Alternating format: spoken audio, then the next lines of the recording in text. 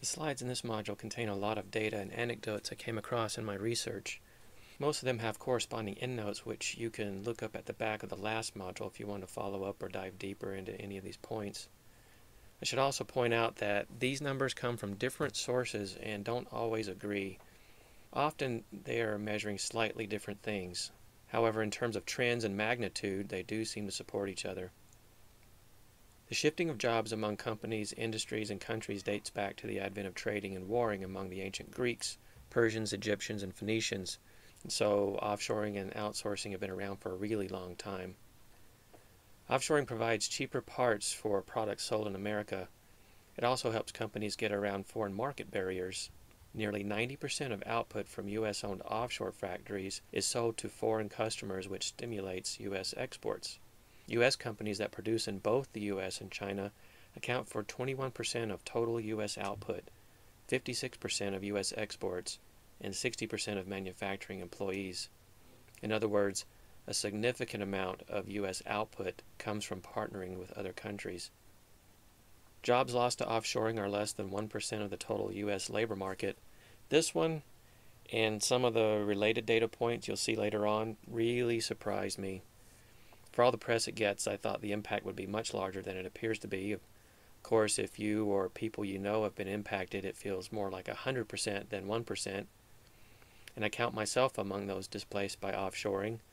Though it wasn't the direct reason given by management, the fact is my former employer chose to grow in China and Vietnam instead of the state where I live. Consequently, they closed down my site, and hundreds of people lost their jobs. If other companies also give other reasons for similar actions, then this statistic might be understated. However, even if the percentage were several times higher, which may be more realistic, I think the offshoring problem is still much smaller than many realize. The U.S. graduates far fewer engineers than either China or India. Probably not a huge surprise there, but contrast that to this next one. A survey of 11 to 13-year-old students in the U.S. revealed that 84% of them would rather clean their rooms, eat vegetables, go to the dentist, or empty the trash than do math. Does this sound like any kids you know? This reminds me of an Amazing Race episode where teams who were adults, they weren't children, were shown the price of gold per ounce. They had to figure out how many ounces were needed to equal $500,000 or $1 million or something. Many teams seem to struggle with that math. Scary. Here are a few more facts. About 50% of the doctoral degrees awarded in the U.S. are to foreign-born students. This would seem to support reasons given by companies for using the H-1B visas to bring in specialists. The U.S. has a trade surplus of $15 billion in outsourced services. In other words, more countries outsource services to companies in the U.S. than U.S. companies outsource services to foreign countries. We touched on this a bit earlier. Again, this is services and not products, but even so, it's still surprising. About 11% of U.S. jobs could be offshored. Of these, a small fraction actually are. 1% was a number we saw before, and we thought maybe that was several percent lower than what it should be. Therefore, the impact on wages is negligible and will remain so, much less than the impact of normal turnover.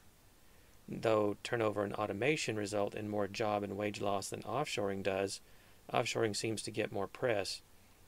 Perhaps it is harder to accept when another person gets your job as opposed to a machine or something else that maybe seems more inevitable and less controllable. Countries like France and Germany benefit less from offshoring because their labor environment is less flexible. Because it is difficult to fire people, they are not readily hired. And because it is difficult to change jobs, these countries don't receive as much benefit from re-employment, and yet these countries still do a lot of offshoring all the same. Now that we've seen a few facts, let's take a quick look at a few trends and predictions for offshoring.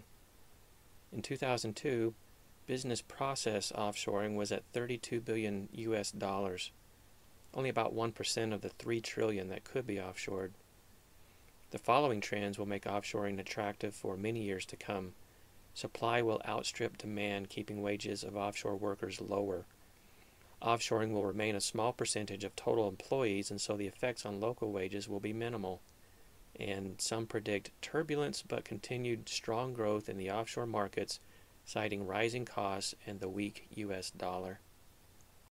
Here are a few more offshoring trends and predictions.